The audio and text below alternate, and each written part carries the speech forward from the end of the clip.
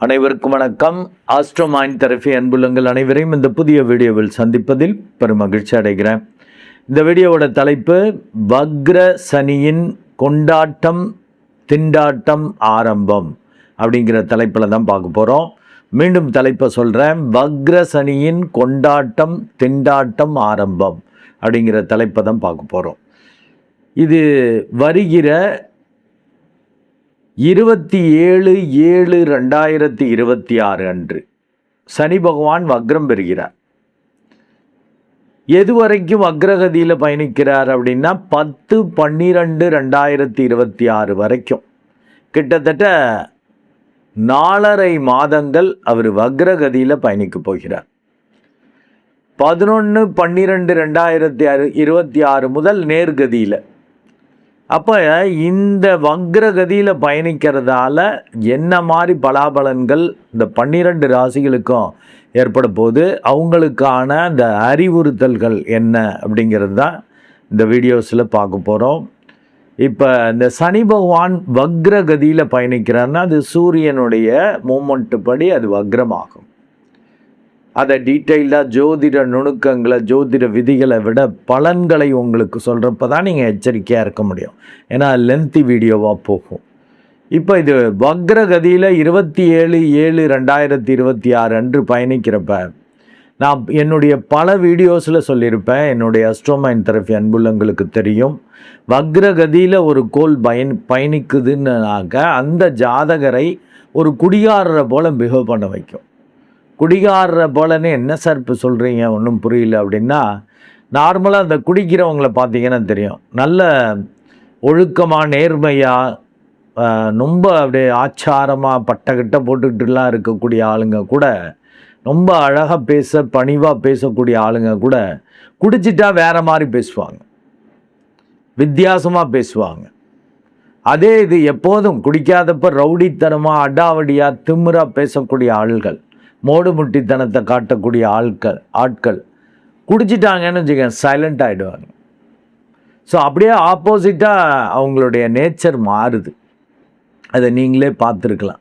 அதே போலவே இந்த சனி பகவான் வக்ரம் பெறப்ப, இந்த சனி பகவான் உங்கள் ராசி உங்கள் லக்னத்துக்கு யார், அவன் என்ன மாதிரி வேலையை செய்யக்கூடியவன், உங்களுக்கு நட்புக்கோளா பகைக்கோளா, அதாவது உங்களுக்கு பிரச்சனைக்குரியவரா இல்லை நல்லது பண்ணக்கூடிய நிலைமையில் இருக்காரா, இதெல்லாம் அனுசரித்து தான் அந்த பலாபலன்கள் ஏற்படும். அப்போ அதில் வக்ரம் பெறப்ப என்ன நடக்கும், இயல்புக்கு மாறாக நடக்கும். இப்போ மேஷத்தை ஃபஸ்ட்டு எடுத்துக்கிறோன்னா அதில் 12ஆம் இடத்துல சனி பகவான் பயணிக்கிறப்ப விரய சனிம்பாங்க. நார்மலாக விரயங்களை கொடுக்கும், அதுக்கு அப்படியே மாறாக வரும். அது போல தான் இப்போ சிம்மத்துக்கு பார்த்தீங்கன்னா அஷ்டம சனி, எப்போதும் எதிர்பாராத கண்டங்கள், முறிவு, பிரிவு, ரொம்ப பயமாக இருக்கிறது, எல்லாத்தையும் இழந்து நொந்து போய் இருக்கிற மாதிரி இருக்கிறது, அப்படிலாம் சோதனைகளை அது சனி பகவான் கொடுப்பார். இப்போ வக்ரம் பெறப்ப இந்த 4.5 மாதங்கள் அவர் லீவ் விடுறார் இந்த பிரச்சனைகளுக்கெல்லாம்.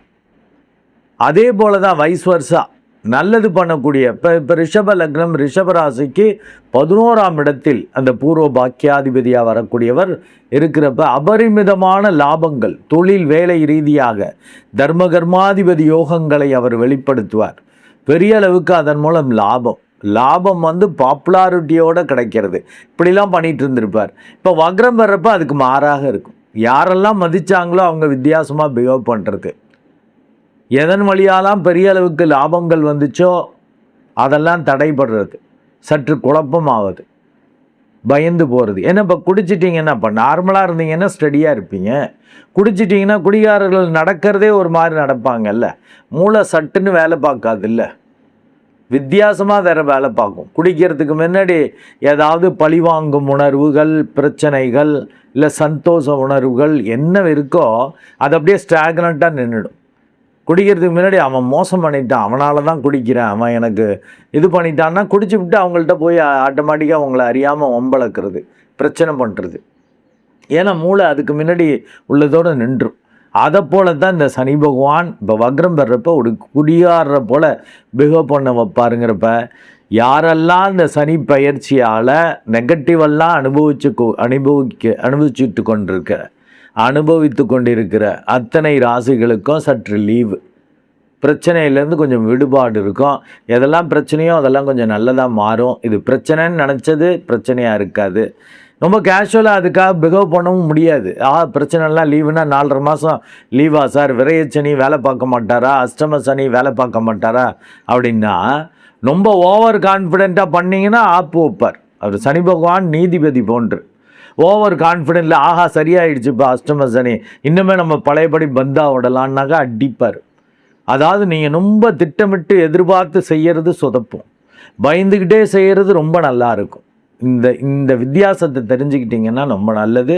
இந்த 12 ராசிகளும் நான் சொன்ன இந்த 27/7/2026 முதல் 10/12/2026 வரைக்கும் நல்லா மெடிடேட் பண்ணிக்கோங்க. அந்த தான் விழிப்புணர்வு வரும். ஏன்னா இதுவரையில் கஷ்டப்பட்டுக்கிட்டு இருந்தவங்களுக்கு, அவமரியாதையை சந்தித்து கொண்டிருந்தவர்களுக்கு கொஞ்சம் மரியாதை கிடைச்சது தலைகால் புரியாது. கொஞ்சம் வரவும் தலைகால் புரியாது. பழைய குருடி கதவு திரடின்னு பண்ணுவாங்க. மெடிடேட் பண்ணிட்டா அந்த சமநிலை இருக்கும். இது எல்லாமே டெம்பரவரி தான். இந்த வக்ரம் பெற்ற கோள் குடிகாரரை போல் பிஹேவ் பண்ண வைக்குங்கிறப்ப சரியாக புரிஞ்சுக்கங்க. இயல்புக்கு மாறாக பிஹேவ் பண்ண வைக்கும். அவன் கெடுதல் பண்ணுறவன் இப்போ நல்லது பண்ணுவான். எந்தெந்த ராசிகளுக்கு கெடுதலாக இருக்கிறதோ அதை புரிஞ்சுக்கணும். நீங்களும் உங்களை இந்த சமநிலையில் இருந்தால் தான் அந்த கண்ட்ரோல் கிடைக்கும். இல்லாட்டி இதுவரையில் கஷ்டம் இருந்தது, இப்போ கொஞ்சம் விலகிறப்ப சரியாயிடுச்சு பழையபடி ஆகும்னு செய்யலான்னு பண்ண முடியாது. ரொம்ப கான்ஃபிடெண்ட்டாக செஞ்சிங்கன்னா சொதப்புன்னு இருக்கேன் பாருங்க. பயந்துக்கிட்டே செய்கிறது ரொம்ப நல்லா இருக்கும். அதனால் ஒரு சமநிலையில் இருந்துக்கலாம். நம்ம செய்கிறத செய்வோம், கடவுள் கொடுக்கறது வாங்கிக்குவோன்னு செய்கிறப்ப இந்த வக்ரசனியால் இதுவரையிலும் பாதிப்பை அடைந்து கொண்டிருக்கிறவர்கள் சற்று ரிலாக்ஸ் ஆகி நன்மைகளை அடையக்கூடிய வாய்ப்புகள் உண்டு. இதுவரையிலும் ரொம்ப நல்லது, லாபங்கள், பெரிய அதிர்ஷ்டங்களை அனுபவித்து கொண்டிருந்தவர்கள் இந்த வக்ரகதியில் சற்று நிதானத்தை கடைபிடிக்கலைன்னா ஆழந்தெரியாமல் காலை விட்டு மாட்டிக்கிற மாதிரி ஆகிடும். கொஞ்சம் கவனமாக இருக்கணும். இனி நம்ம அந்த 12 ராசிகளுக்கும் தனித்தனியாக எப்படி இருக்குது இந்த வக்ரசனியின் பலாபலன்கள், அவங்களுக்கான அறிவுறுத்தல்களை பார்ப்போம். இப்போது விருச்சிக லக்னம் அண்ட் விருச்சிக ராசி அன்புள்ளங்களுக்கு இந்த வக்ரசனி 2026 கொண்டாட்டத்தை கொடுக்க போதா திண்டாட்டத்தை கொடுக்க போதா அப்படின்னா இவர்களுக்கு திண்டாட்டத்தை தான் கொடுக்க போகிறார். ஏன் அந்த மாதிரி திண்டாட்டம்னு சொல்கிறேன்னா, இதுவரையிலும் 5ஆம் இடத்துலேருந்து சனி பகவான் ஒரு மந்தத்தனத்தை, டல்லு, என்னமோ செய்வீங்க, ஏதோ ஒரு கோட் ஆகும், என்னமோ நடக்குது அப்படின்ட்டு ஒரு மந்தமாக, டல்லாக, சோம்பேறித்தனமாக, ஒரு நிதானம் இல்லாமல் ஒரு ஒரு ஒரு மாதிரி பிஹேவ் பண்ணி ஏதோ பண்ணிகிட்டு இருந்தவங்களுக்கு இப்போ முயற்சி, அது கூட செய்ய முடியாதபடி முயற்சி வித்தை முடங்கும் நேரம் அப்படிங்கிற அறிவுறுத்தல் உங்களுக்கு வருது. மீண்டும் உங்களுக்கான அந்த விருச்சிக லக்னம் விருச்சிக ராசி அன்புள்ளங்களுக்கான அந்த அறிவுறுத்தல் என்ற தலைப்பை சொல்கிறேன். முயற்சி வித்தை முடங்கும் நேரம். இதுவரையிலும் மந்தத்தனத்தில் ஏதோ நடந்துகிட்டு இருந்தது, இப்போ ஒரே எதிரியாக முடங்கிறதுக்கான வாய்ப்பை கொடுக்கும். ஏன்னா சனி பகவான் உங்கள் லக்னம் ராசிக்கு அதிபதியான செவ்வாய்க்கு அப்படியே ஆப்போசிட்டான கோள். 5ல் இருந்து மந்தத்தனத்தை கொடுத்து, டல்லை கொடுத்து, இப்படியே இருந்தாலும் 5ஆம் இடத்துல இருக்கக்கூடிய கோள் பெருசாக கெடுக்காது அப்படிங்கிற கான்செப்ட் படி ஏதோ வண்டி ஓடிக்கிட்டு இருக்கோம், குத்து மதிப்பாக ஓடிக்கிட்டு இருக்கோம், என்னென்னு தெரியாமல் ஓடும். இது பெருசாக கான்ஃபிடென்ட்டெல்லாம் இது பண்ண மாட்டீங்க, ஏதோ செய்வீங்க, கடவுள் அருள் இருக்குப்பா, லக்கில் தப்பிச்சிட்டோன்னு அந்த அதிர்ஷ்டத்தில் தப்பிக்கிற மாதிரிலாம் பண்ணி கொண்டிருந்தது. இப்போ வக்ரம் பெறார் 27/7/2026 முதல் 10/12/2026 வரைக்கும் அந்த வக்ரகதியில் பயணிக்கிறப்ப அது உல்டாவாக அந்த இன்ட்ரோடக்ஷனில் சொன்ன மாதிரி அவர் யார் உங்களுக்குன்னா முயற்சி, தைரிய, வீரிய, பராக்கிரமஸ்தான அதிபதி, ஆஸ் வெல் அஸ் வித்தை, திறமைக்குரியவன். அதிலெல்லாம் சில முடக்கங்களை நீங்கள் எதெல்லாம் ரொம்ப கான்ஃபிடெண்ட்டாக செய்கிறீங்களோ அங்கே முடங்கி போயிடும், கெட்டு போயிடும். அந்த முயற்சி பலிதமாகாது, அந்த வித்தை பலிதமாகாது. அப்படி நடக்கும். எதெல்லாம் பயந்துக்கிட்டு செய்கிறீங்களோ, குழம்பிட்டு செய்கிறீங்களோ, என்ன நடக்குமோன்னு தெரியலையே, ஐயோ இது இப்போ சம்மந்தமாக எனக்கு தெரியவே இல்லையே, என்ன செய்கிறதுன்னு தெரியாமல் ஐயோன்னு கடவுள் மேலே பாரத்தை போட்டுட்டு எதையோ ஒன்று செய்வீங்க, அது ஒர்க் அவுட் ஆகும். ஆக ரொம்ப கான்ஃபிடெண்ட்டாக செய்கிறப்ப அது முடங்கி போயிடும், கெட்டு போயிடும். ஒரு பயத்தோட, குழப்பத்தோட, நடுக்கத்தோட, கடவுள் பயத்தோட நல்ல மெடிடேட் பண்ணிங்கன்னா அது நல்லபடியாக இருக்கும், ஆச்சரியமாக இருக்கும். குறிப்பாக குடும்ப உறுப்பினர்கள் அவங்கள்ட்ட பிரச்சனை வேண்டாம். பொருளாதார ரீதியாக ஒரு அதீத விழிப்புணர்வு முயற்சி பண்ணுறப்ப ஓவராக பொருளை செலவு பண்ணி ஓவராக பெரிய முயற்சிகள் அதெல்லாம் வேண்டாம். ஏன்னா குடிகாரரை போல் பிஹேவ் பண்ண வைக்கும்னு சொல்லியிருக்கேன்ல, அதுவும் லக்னத்துக்கு 5ல் உட்கார்றப்ப புத்தியில் பாதிப்பை ஏற்படுத்தும். திடீர்னு இப்படி உணர்ச்சி வசப்பட்டு ஓவராக பண்ணுவீங்க. ஓவராக பண்ணி அதுலேருந்து நன்மை கிடைக்குமான்னா பணத்துக்கு பணமும் செலவாகி கெட்ட பேர் சிக்கல் தான் வரும். அதனால் அடக்கி வாசிங்க. அண்டு பேரை கெடுத்துக்க கூடாது. குடும்ப உறுப்பினர்கள், தனம், பெயர் இது பெருசாக கெடாதபடி கவனமாக இருக்கணும். அதற்கேற்றபடி தான் நீங்கள் வேலை பார்க்கணும். அப்போ முயற்சி பண்ணுறப்ப எல்லாரோடையும் சேர்ந்து இணைஞ்சிக்கிட்டு செய்யணும். நீங்கள் வித்தியாசமான ஆள்னு நான் சொல்லி திட்டிகிட்டு இருப்பேன், பைத்தியம்னு வேணும்னு. ஏன்னா நீங்கள் உங்களுக்கு எது பிடிக்குதோ அதை தான் செய்வீங்க. மற்றவங்க உணர்வுகளை, மற்றவங்க இதெல்லாம் மதிக்க மாட்டீங்க. இதுதான் அப்படி தான் அப்படின்ட்டு போயிட்டே இருப்பீங்க. அதுக்கு அறிவார்த்தமாக அப்படி இப்படி பதில் சொல்லுவீங்க, வெதண்டாவாதம் பண்ணுவீங்க. பிடிக்கலன்னா அப்படி தேள் மாதிரி கொட்டுவீங்க. அதெல்லாம் இப்போ பண்ணக்கூடாது. ஏன்னா திண்டாட்டம் தான் ஏற்படும்ட்டேன். ஸோ நான் சொன்ன இவங்கள்ட்டையும் மற்றும் நண்பர்கள், பார்ட்னர்னால் அது லைஃப் பார்ட்னர், பிஸ்னஸ் பார்ட்னர் இல்லை, லைஃப் பார்ட்னராக ஆக போகிறவங்க, பிஸ்னஸ் பார்ட்னராக ஆக போகிறவங்க, அவங்கள்ட்டையும் ஒரு வித விழிப்புணர்வு. ஏன்னா கெடுத்துக்கக்கூடாது. உங்களுடைய முயற்சி, உங்களுடைய பேச்சு அதை கெடுத்து விட்டுற மாதிரி அந்த பார்ட்னர் விலகும்படி, அது லைஃப் பார்ட்னராக இருக்கட்டும், பிஸ்னஸ் பார்ட்னராக இருக்கட்டும், அதை மாதிரி. ஏன்னா ஒரு குடிகாரரை போல் பிஹேவ் பண்ண வைக்கணும்னு இல்லை, குடிகாரரை போல் நீங்கள் பேசிவிடுவீங்க, குடிகாரரை போல் ஏதாவது செஞ்சு விடுவீங்க. உங்கள் வித்தையை காட்டுறேன்னு சொல்லி அவித்தையை காட்டிடுவீங்க. வித்தையற்ற கேவலமான சில வேலைகளை செய்திருவீங்க. அதனால் சில கண்டங்கள், பிரச்சனைகள் வந்துடும். அப்படியே பாசிட்டிவாக போனது தடார்னு அந்த என்னமோ சீட்டுக்கட்டு மாளிகை அப்படியே இடிஞ்சு விழுகிற மாதிரி ஒரு இதை தொட்டால் அந்த சீட்டுக்கட்டில் அப்படி கட்டி வச்ச அழக மாளிகை இப்படி சரசரன்னு விழுந்துடுற மாதிரி எல்லாம் காணா போகும். ரொம்ப கவனமாக இருக்கணும். ஏன்னா உங்களுக்கு அப்படியே ஆப்போசிட்டான கோள். உங்கள் லக்னாதிபதி செவ்வாய் ஒரு ஜுவாலை போல் எரியக்கூடிய நெருப்பு கோள். அதனால தான் நீங்கள் வெடுக்குன்னு திட்டுவீங்க. சேஃப்டி ப்ளே பண்ணிக்கிட்டு பெண் செவ்வாய் போல் உங்களுக்கு. ஏன்னா விருச்சிகம்ங்கிறது பெண் ராசி, மேஷம்ங்கிறது ஆண் ராசி. அவங்க முரட்டு தைதாவே ஸ்ட்ராங்காகவே இருப்பாங்க. நீங்கள் அப்படியே சேஃப்டி ப்ளே பண்ணிக்கிட்டு சேஃப்டி பிளேஸுக்கு வந்துக்கிட்டு சேஃப்டியான ஆளுங்கள்கிட்ட தான் வெடுக்கும்பீங்க, மற்றவங்கள்ட்ட கமுக்குன்னு வந்துடுவீங்க. ஸோ அந்த மாதிரி ஒரு தன்மை இருக்கிறதால மெடிடேட் பண்ணிக்கங்க. ஏன்னா நிதானம் இழந்தீங்கன்னா மாரகத்திற்கு ஒப்பான கண்டங்களை, இழப்புகளை. மாரகம்னாக்க உயிர் போடுறது மட்டும் அல்லங்க.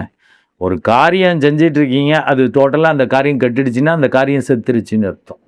ஒரு உறவு இருக்குது அப்படின்னா அந்த உறவு முறிஞ்சிருச்சு அப்படின்னாக்கா அந்த உறவு இறந்துருச்சுன்னு அர்த்தம் டோட்டலாக. இப்படி தான் ஒரு மாற்றம் வர்றது தான் இறப்பு அப்படிம்பாங்க. ஒரு புதிய இது தொடங்கிறது. ஏன்னா இறப்பு வந்தால் அடுத்து அந்த ஆன்மா வேற ஒரு இடத்துல போய் உட்காரும், அதோட வாசனைக்கு ஏற்றபடி. அது போன்று. அண்டு பேராசை இந்த காலகட்டத்தில் தேவையே இல்லை. ஏன்னா முயற்சி வித்தை முடங்கும் நேரன்ட்ட.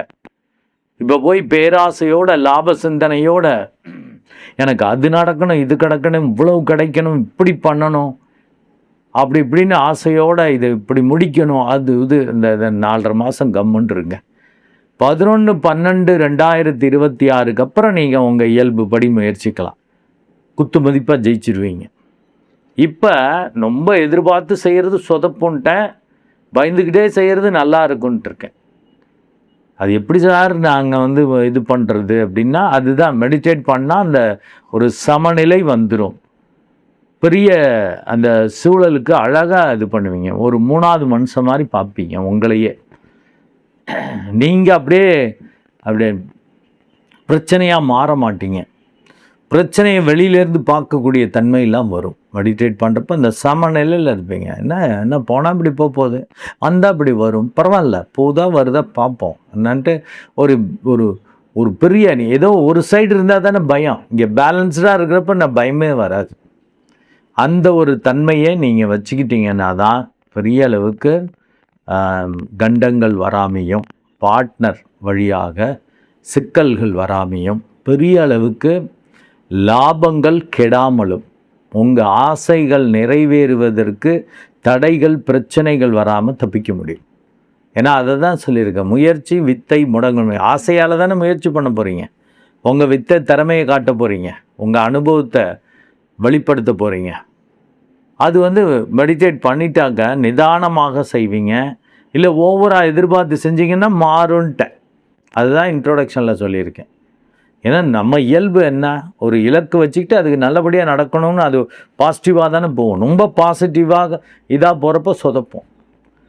இதே பயந்துக்கிட்டே இப்படி செய்கிறப்ப பாசிட்டிவாக இருக்கும்ன்றிருக்கேன். அந்த ஒரு தெளிவை வச்சுக்கங்க. அது மெடிடேட் பண்ணால் தான் அப்படி வரும். என்ன தான் இருந்தாலும் கெட்ட தசாபுத்தி நடக்குதுன்னாக்க கொஞ்சம் யோசிச்சு செய்யுங்க. ஏன் தேவையில்லாமல் பொருளை கெடுத்துக்கிட்டு பேரை கெடுத்துக்கிட்டு பார்ட்னரை இழந்துக்கிட்டு பெரிய அளவுக்கு வரக்கூடிய லாபத்தையும் இன்னமும் சொல்லுவாங்கள்ல, அரசனை நம்பி புருஷனை கையை விட்ட கதையா. பெருசாக லாபம் கிடைக்குன்னு சொல்லிட்டு எப்போதும் அன்றாடம் கிடைக்கக்கூடிய நல்ல பிஸ்னஸ் நல்ல லாபத்தை கெடுத்துக்கிற மாதிரி ஆகிடும். அது மாதிரி பண்ண வேண்டாம். இந்த 4.5 மாதங்கள் மிகவும் கவனமாக மெடிடேட் பண்ணிக்கங்க. ஏன்னா நீங்கள் திண்டாட்டத்தை சந்திக்க போவதாக தான் உங்களுக்கு நான் அறிவுறுத்தல் கொடுத்துருக்கேன். பார்த்துக்கங்க. முயற்சி பண்ணுறப்ப உங்கள் வித்தை திறமையை காட்டுறப்ப ஏதோ ஒரு முடக்கம் சிக்கல் வராதபடி ஒரு சமநிலையில் பிஹேவ் பண்ணிக்கங்க. ஏன்னா நீங்கள் வெடுக்குன்னு திட்டுறாள் உனக்கு காலப்புருஷ தத்துவப்படி 8வது ராசிங்கிறதால உங்களை அறியாமல் செயல்படுவீங்க. பட்டக்குன்னு பேசிவிடுவீங்க, படக்குன்னு திட்டிவிடுவீங்க.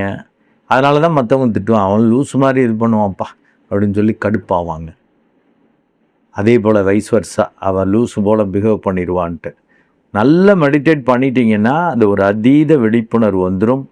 பெரிய அளவுக்கு முயற்சி வித்தைகளில் பெரிய முடக்கம் ஏற்படாமல் ஓரளவு சமாளிச்சிடலாம். 4.5 மாதம் நல்ல தசாபுத்தியாக இருந்தால் என்னதான் முடக்கம் வந்தாலும் இறுதி வெற்றி இருக்குது, சமாளிச்சிட்டேம்பிங்க.